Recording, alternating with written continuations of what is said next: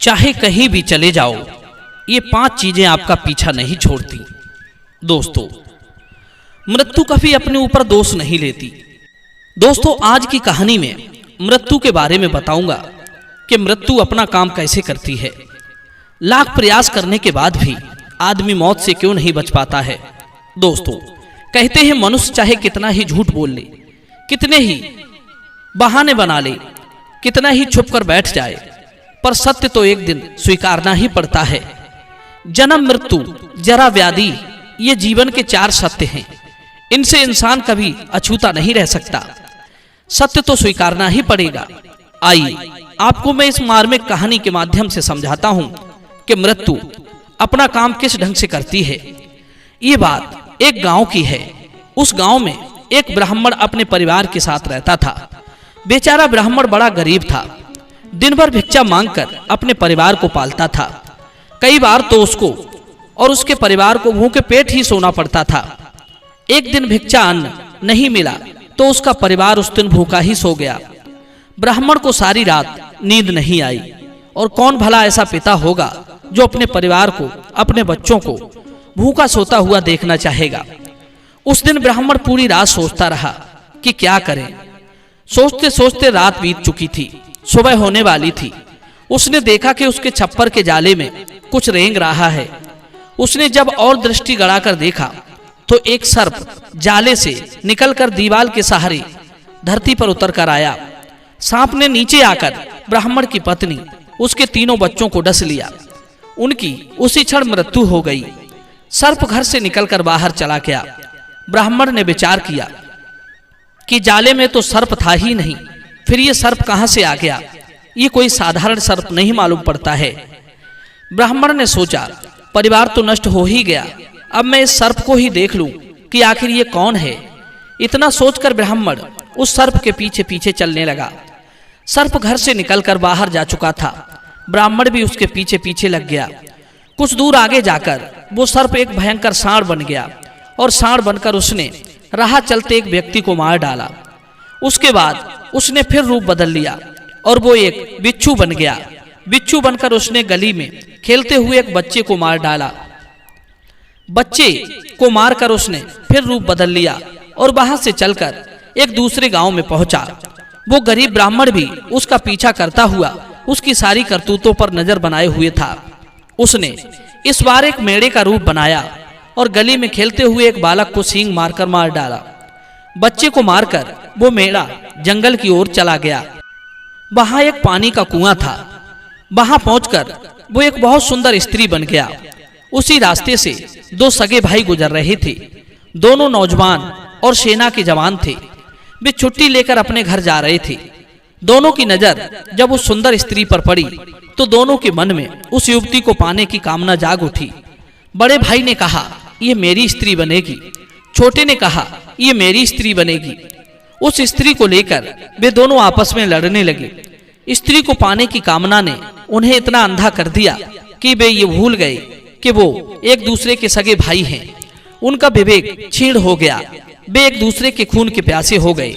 दोनों में तलवारें खिंच गईं और लड़ते लड़ते दोनों ने एक दूसरे को मौत के घाट उतार दिया। इस कार्य को पूरा करके वो स्त्री जमीन पर लौटने लगी और एक बड़े से सर्प के रूप में बदल गई। वो सर्प तेजी से नदी की ओर भागा और नदी के जल में उतर गया। नदी में कुछ यात्रियों को लेकर एक नाव जा रही थी। सर्प उस नाव पर चढ़ गया। अचानक नाव में सर्प देखकर नाव में बैठे यात्रियों में भगदड़ मच गई। सारे यात्री नाव के एक किनारे पर जाकर जमा हो गए, जिसके कारण नाव नदी में पलट गई और वे सारे मुसाफिर नदी के जल में डूबकर मर गए। प्रिय श्रोताओं, इस काम को पूरा करके सर्प नदी से बाहर आया और एक साधु का रूप बनाकर बैठ गया। उसके हाथ में एक किताब थी जिसमें लोगों की भविष्य लिखा हुआ था कि किसकी मृत्यु किस प्रकार होगी। पीछा करने वाला ब्राह्मण उस साधु के पास पहुंचा और उसके चरणों में लिपट गया और पूछने लगा, हे भगवान, आप कौन हो जो आप तरह तरह के वेश बदलकर लोगों को मार रहे हो। तब वो साधु कहता है, हे ब्राह्मण, मैं देख रहा हूं तुम काफी देर से मेरा पीछा कर रहे हो और जो कुछ मैंने किया वो सब तुमने अपनी आंखों से देखा है। फिर भी आप पूछते हो कि मैं कौन हूं। चलो, आप पूछते ही हो तो मैं बता ही देता हूँ। मैं समस्त प्राणियों का काल हूँ। किसको कैसे मारना है ये जिम्मेदारी विधाता ने मुझे सौंप दी है। परंतु एक बात और बता दूं, इस काम में मैं कुछ नहीं करता। जब प्राणी का प्रारब्ध भोग पूरा हो जाता है तो उसे मारने के लिए मुझे कोई बहाना बनाना पड़ता है, कभी किसी रूप का, कभी किसी रूप का। लोग तो यही समझते हैं कि उसे सांड ने मार डाला, उसे सर्प ने डस लिया। हाँ, ये भी सच है, उसकी मृत्यु के समय से एक क्षण पहले भी मैं उन्हें नहीं मार सकता, न एक श्वास अधिक उसे जीने का अवसर देता हूँ। काल देवता की बात सुनकर ब्राह्मण बोला, हे भगवान, आपके दर्शन करके मैं धन्य हो गया। अब आप कृपा करके मुझे ये बताने का कष्ट करें कि मेरी मृत्यु कैसे होगी। काल देवता ने कहा, वैसे तो मृत्यु की तिथि और परिस्थिति बतलाने का मेरा अधिकार नहीं है, परंतु तुम्हें इतना बताए देता हूं कि जब भी तुम्हारी मृत्यु होगी तो मगर के गिरासने से होगी। अब तुम यहाँ से उत्तर दिशा की ओर चले जाओ, वहां तुम्हारा भाग्य खुलने वाला है। तुम वहां के राजा के यहाँ राजपुरोहित का काम करोगे। मित्रों, इतना कहकर काल देवता अंतर्धान हो गया। इधर ब्राह्मण उत्तर दिशा की ओर चला गया, दूसरे राजा के राज्य में पहुंच गया। वहां के राजा की कोई संतान नहीं थी। राजा अपने यहाँ आए हुए हर संत भक्त ज्योतिषी ब्राह्मण का खूब सत्कार करता था और उससे पुत्र प्राप्ति का उपाय पूछता था। जब वो ब्राह्मण राजा के दरबार में पहुंचा तो राजा ने उसका भी यथोचित सत्कार किया और पुत्र प्राप्ति का आशीर्वाद मांगा। ब्राह्मण देव ने उसे आशीर्वाद दिया, जाओ राजन, 1 वर्ष के भीतर तुम्हारे घर पुत्र की प्राप्ति होगी। दर्शक बंधुओं, दैवयोग से राजा के घर 1 वर्ष के अंदर ही एक पुत्र का जन्म हो गया। अब तो ब्राह्मण देव की इज्जत राजा की नजरों में और भी बढ़ गई थी।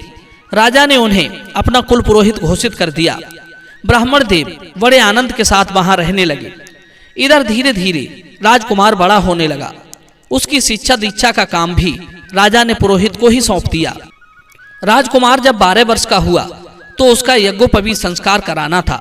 ब्राह्मण देव जानते थे कि उनकी मृत्यु मगर के गिरासने से होगी, इसलिए वे नदी, पोखर, तालाब आदि से बहुत दूर रहते थे। पर यज्ञोपवीत संस्कार तो जल में ही खड़े होकर होना था। यह देखकर ब्राह्मण ने नदी के जल में घुसने से मना कर दिया और कहा, महाराज, ये काम आप दूसरे किसी पंडित से करा लो। मित्रों, इधर राजकुमार हट पकड़ गया था कि मेरा यज्ञोपवीत संस्कार हमारे पुरोहित जी ही कराएंगे, नहीं तो मैं यज्ञोपवीत धारण नहीं करूंगा। राजकुमार की जिद देखकर राजा ने पुरोहित को एकांत में बुलाकर पूछा कि आप यज्ञोपवीत संस्कार क्यों नहीं कराना चाहते।